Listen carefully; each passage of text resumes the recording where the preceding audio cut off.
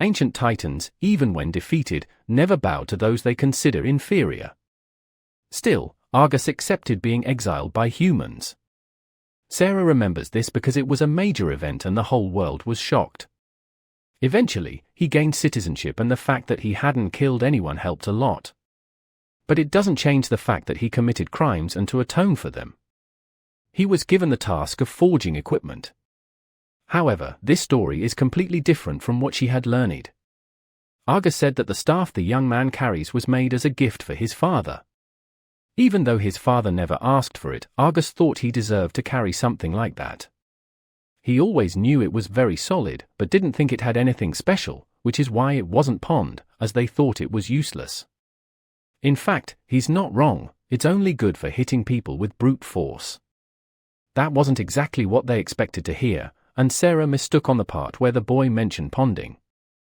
Argus said it was pretty simple, and the boy should already know this. He asked if his father used that as a weapon. He would have made an axe for him as soon as he brought the remaining material to make the blade. But one day, he lost contact with him, and since he couldn't lead the dungeon, he decided to send what he had already made to the boy's father. Even though he can't say for sure, he imagines he won't be able to complete the weapon, but that's not entirely bad, so he asked for the incomplete weapon to be handed over to him. Because now he will finish what he started and masterpiece not for the father, but for the son. While the Titan works, the returns of the upper floors. Sarah looks at him a bit curious about what she had heard. She wants to know how he's feeling now. Despite everything he's fine and he felt that the Titan wanted to make sure everything was okay. He doesn't know how long it will take, but he's committed to finishing as quickly as possible. He advised waiting as masterpieces take time to complete. Since Wednesday is a holiday, she wants to know if he'll have time available. She thought about helping him study for the written test, and he thought that would be productive as well.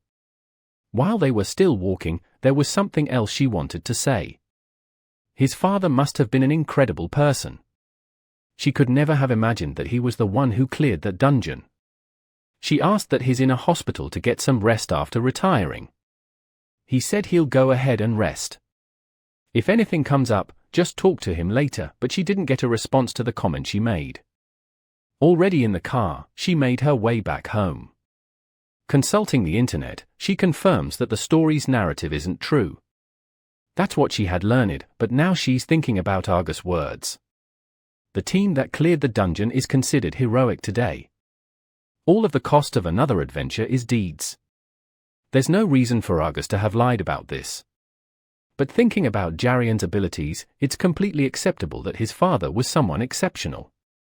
Not to mention, it's hard to know what really happens inside a dungeon, and it often occurs that the story told is different from the facts. Seong is known as the false dragon slayer. He was once considered one of Korea's greatest. It was later revealed that everything was just blackmail and false statistics, which he confessed after being injured. There's even an article about the event online debunking his achievements. This left her uncertain about what she had heard and what she was reading. The result of her practical test was now available. Inside the school and the department responsible for dungeons, a staff member is thanked. Professor Chiu apologizes to Kang, who couldn't rest over the weekend because of her. But it's only her first year and it's important for him to observe the first-year students. She says things are pretty intense there, not only as a teacher, but the freshmen are much more talented than she was at the same stage. Now she wants to know if he expected the top student to be at particular one. Indeed, he was unexpected. Kang says that's not an easy result to predict. Serum can't believe the exam results, as there are many geniuses alongside her. Coincidentally, all of them are hybrids. The first is D of Choi. He inherited swordsmanship talent from his father, a white-class explorer, combined with a magical talent of his elf mother. He is the perfect magic swordsman. And second place is Anisha. She has more mana and magical control than many pure elves, with the potential to become a great mage. Lastly, a boy, the son of a human and a dwarf. He possesses the strength and resilience of dwarfs, combined with the flexibility and reflexes of a human. The best of both worlds. This is Ter Velkasin. considered to have the best physique on the planet, is his student at the school. Even so, he must be just as capable of the other two. The top spot should have gone to one of them. Although it's hard to believe she achieved all this on her own. Perhaps the physical aspect alone gave her more points. Physicality isn't the only thing that counts. That's why she hopes he will do more, as he has the potential to become a great leader. But from what it seems, he has no interest in connecting with other students. In fact, the students are hesitant to approach him. However, there are limits to how far one can go alone, and by the second year, he will soon realize that. Kang says that's not a problem she should worry about. Sometimes things happen without us noticing and details can go unnoticed. He knows she cares about all the students. But if she believes in him more than she worries, he'll find a way to resolve things. Since then, for days have passed and the holiday has arrived. A group of boys is gossiping about what a girl had done. But one of them ends up bumping into a huge person.